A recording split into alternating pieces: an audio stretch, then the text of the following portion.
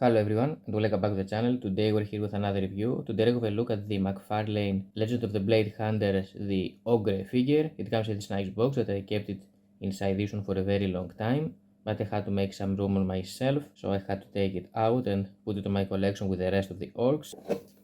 You can see right here it says the Ogre from the one side, from the other and from the behind part it looks like this. It has some nice images of other figures of the line right here. You can see Ord, it says Ogre, Quart Glass right here, Legend of the BladeHunters.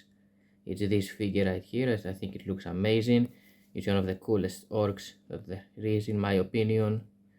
So you can pause the video and read some infos. It says massive brutes with tempers as short as their attention spans. Ogres of the guard class are considered the watchdogs of any ogre community. It's really interesting, and right here we have some other figures on the line. We have like a tier, which basically represents a satyr, I would say. There is Eternal Dragon, Basilisk, the Lake Demon, which I actually have this figure, and there is also the King Draco. Ogre, Ogre, Guard Glass, which are reviewing right now, and of course King Drago box set in the last one. So I have two figures of this set. To be honest, I'm really not interested in getting the other ones. I would get in the satyr, but still it's too big for the reason that I want them, because I collect mythical creatures and stuff like this, but this one looks more like a giant, less than a satyr. It will not scale good with other satyrs figures that I have, so that's why I didn't pick this one up. So anyway, let's waste no time and take this out of the box to see how it looks. So when you take it out, it's not only this one, but there is also this kind of lore that says underneath, inside for each one of these figures. I would recommend you keep this one if you like this stuff. You can pause the video and read it by yourself in case you are interested. I think it looks really nice as like this. So here is the lore for the satyr. We have right here the basilisk or lake demon, if you will, and here we have the eternal dragon, the ogre, and King Drago.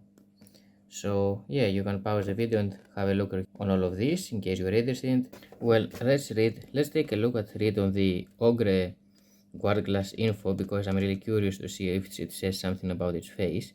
It says why it looks like this. It says massive brutes with tempers as short as their attention spans.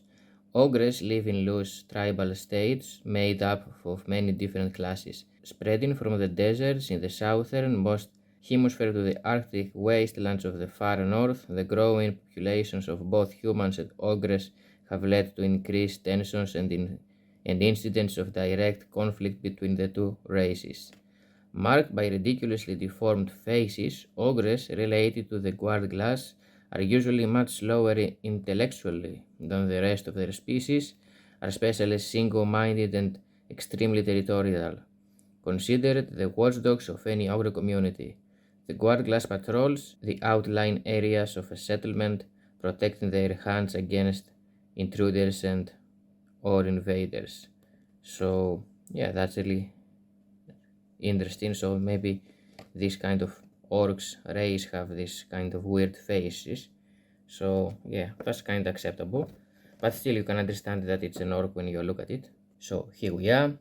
Now let's start with this one first. I can say this mace thing that he holds on his hand doesn't hold it that good, so it just loses and you have to worry about losing it or anything. Maybe I would put some bendy wire in and around it so it prevent it from falling down or anything, or glue it, I don't know, because maybe I will use also some cold and warm water in case that these fingers come a little bit closer and become more steady on his hand, because it's moving too much and I really don't like it being that messy.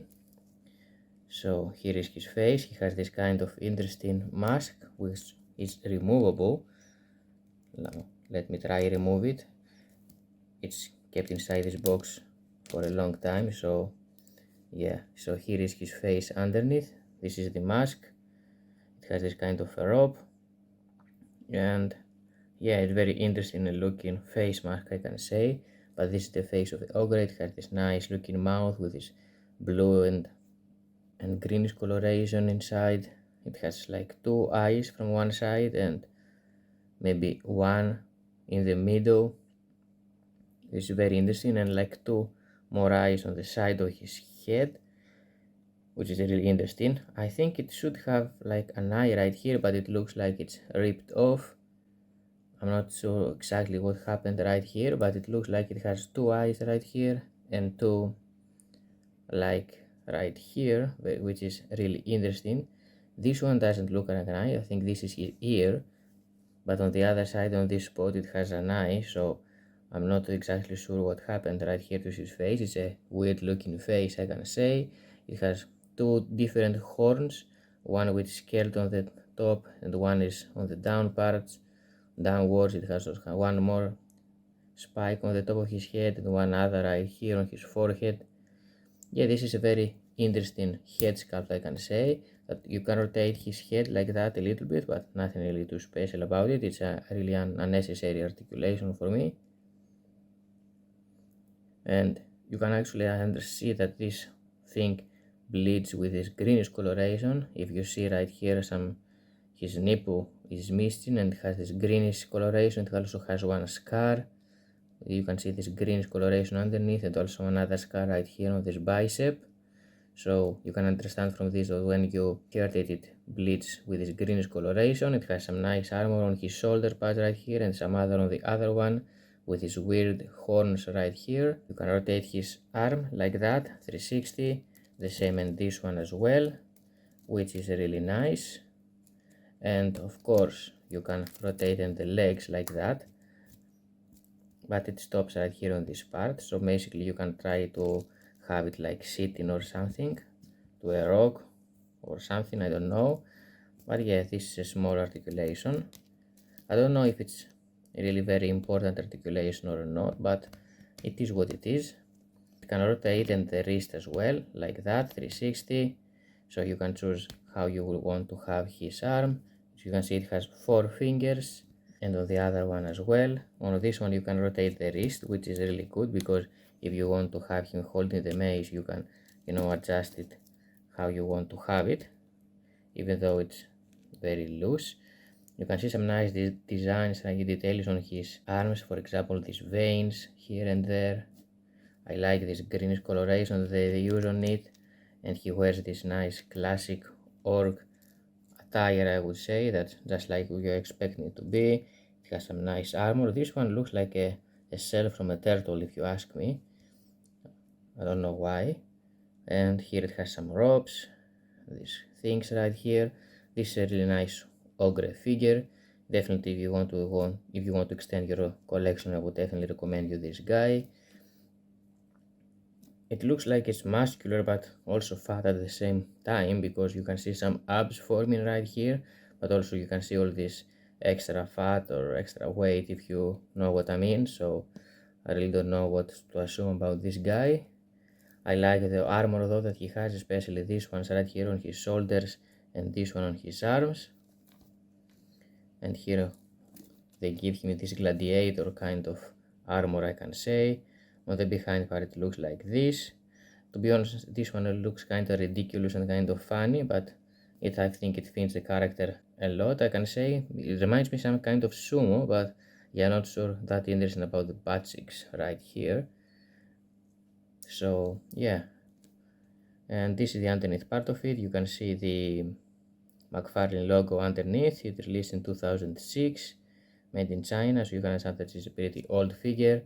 It wears these nice sandals. You can see the fingers right here of the orc. This is the feet. You can see some nice musculature here and there.